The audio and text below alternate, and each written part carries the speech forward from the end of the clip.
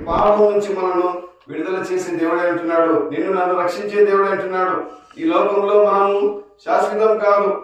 మనం ఈ లోకం నుంచి విడిచి తప్పనిసరిగా వెళ్ళవలసిన వారం వింటున్నాము.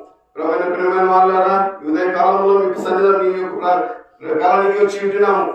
దేవుని మాటలు మీరు అంగీకరించండి. ఎవరు యేసుక్రీస్తున్న విశ్వాసం ఉంచుము, అప్పుడు నీవును నీటి వారు రక్షింపబడాలని లేఖనాలు తెలియపరుస్తున్నారు. ఎవరు యేసుక్రీస్తు వారు నీ కొరకు నన్ను రక్షించడానికి ఎన్నో శ్రమలు పొందాడు. మనం ఆయన శ్రమల వల్ల మనకు విడుదల స్వస్థత కలిగి ఉంటున్నది.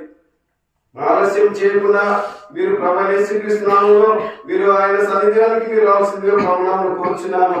దేవుడు లోకమును ఎంతో ప్రేమించెను కాగా తన అద్వితీయ కుమారుడు విశ్వాసం ఉంచువాడు ప్రతివాడు నశింపక నిత్య జీవం పొందినట్లు ఆయన మనల్ని అనుగ్రహించెను.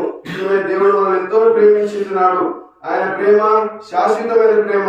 ఈ లోకంలో ప్రేమిస్తారు కానీ శాశ్వతమైనది కాదు. కన్న తల్లిదండ్రులు ప్రేమించలేని ప్రేమ ఆయన మన పట్ల చూపించినాడు.